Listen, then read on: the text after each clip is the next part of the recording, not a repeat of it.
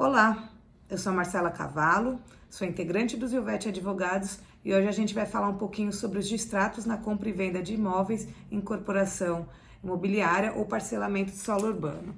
Esse tema ele é muito presente, sempre foi muito presente nos tribunais do país, sempre tivemos muitas controvérsias com relação à forma como esses distratos ocorrem, como prazos para pagamento, possibilidade ou não de retenção de parte do valor por parte das incorporadoras. Enfim, os tribunais tinham muito trabalho aí para regrar esse tipo de distrato. Justamente por isso, em 2018, foi promulgada uma lei justamente para tratar desse tipo de relação. Então, essa lei ela trouxe aí alguns parâmetros e veio com a premissa de preencher essa lacuna e tirar um pouquinho o peso do judiciário e trazer um pouco mais de segurança jurídica para essas questões. Mas eu acho que antes da gente falar da lei, é interessante a gente voltar um pouquinho e falar como era antes, quais eram as principais controvérsias e o que o legislador trouxe aí para tentar acalmar um pouquinho esse cenário. Então, a jurisprudência, ela majoritariamente entendia pelo direito de retenção, né, por parte das incorporadoras de parte do valor pago pelo então comprador. Essa retenção ela tinha um caráter de reparação de prejuízos. Então a gente tinha uma alegação de prejuízo por parte da incorporadora que justificava essa retenção em percentual que muitas vezes era arbitrado judicialmente, não tínhamos ali um parâmetro, a gente tinha ali uma média que a jurisprudência operava, mas sem nenhuma legislação nesse sentido para trazer aí um parâmetro. Enfim, então cada caso era analisado e aí os juízes, os desembargadores entendiam lá por um percentual que era considerado justo. E é claro que eu nem preciso me aprofundar no fato de que isso traz uma grande insegurança jurídica, porque a gente tinha às vezes situações análogas em que o tratamento jurídico era de forma diferente, né, por serem dois processos diferentes, e também trazia uma grande insegurança jurídica para as próprias incorporadoras que não conseguiam se planejar financeiramente, tendo em vista em que elas não sabiam em que termos esses distratos poderiam ocorrer.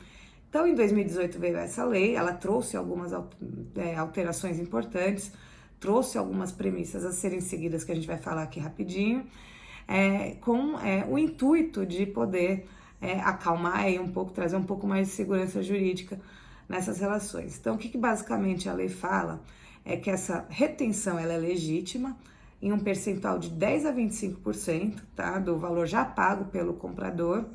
E desse valor são descontados alguns encargos comuns nesse tipo de transação, como, por exemplo, comissão de corretagem, multa contratual pelo distrato por culpa exclusiva do comprador. Então, na retenção, esse valor ele não é considerado, esse valor fica, vamos dizer assim, com a incorporadora. Outro ponto importante que vale a pena destacar é que essa porcentagem ela pode chegar até 50% nos contratos em que a gente possui aí patrimônio de afetação, que nada mais é quando a incorporadora ela utiliza patrimônio próprio, né, como uma forma de garantia para dar mais segurança jurídica ao negócio, ao empreendimento. O que eu acho legal a gente destacar aqui é que antes a jurisprudência via essa retenção, como eu disse, como uma forma de reparar prejuízos. E a nova lei ela deu uma roupagem diferente para essa retenção, que teria a natureza de sanção. Então, aquela alegação de prejuízo ela cai. Não precisa a incorporadora alegar que houve qualquer tipo de dano, qualquer tipo de prejuízo para que ela faça jus a essa retenção. Houve também uma importante inclusão pelo legislador na lei, que também trouxe fim a uma grande discussão judicial, que era a questão da existência ou não, nesse tipo de contrato, do direito de arrependimento de 7 dias previsto no Código de Defesa do Consumidor. A lei ela traz esse dispositivo, então você pode, né, você na qualidade de comprador, pode exercer o seu direito de arrependimento e nesses casos o valor integralmente investido pelo consumidor dentro do período de 7 dias será ressarcido a ele, inclusive com a relação à comissão de corretagem. Outra discussão que era muito presente nos tribunais e com a lei também deu uma acalmada foi a questão do atraso na entrega do imóvel por parte das construtoras ou incorporadoras por prazo superior a 180 dias. Nesse caso, aquele consumidor que tiver a vontade de desfazer o negócio jurídico, ele tem direito ao ressarcimento integral do valor por ele investido, devidamente corrigido, e também de eventual multa pactuada nesse sentido. Então a gente tem aí uma lei que basicamente consolidou todo o posicionamento da jurisprudência, né? Tentou botar fim a algumas discussões judiciais, só que a gente percebe que em alguns pontos ela foi omissa, trouxe algumas lacunas que, como não deveria ser, permite a judicialização ainda da questão. Um exemplo que eu trago aqui clássico é que ela autoriza a retenção num percentual entre 10% a 25%, só que não existem muitos parâmetros, né, para que se estipule qual é esse percentual. Então, nesse caso, aquele consumidor que entender que em seu contrato existe um percentual que, ainda que esteja dentro do parâmetro da lei, para o seu caso concreto seja abusivo, ele tem essa possibilidade de judicializar a questão e, mais uma vez, trazer para o juiz a responsabilidade de apurar aí o valor da retenção.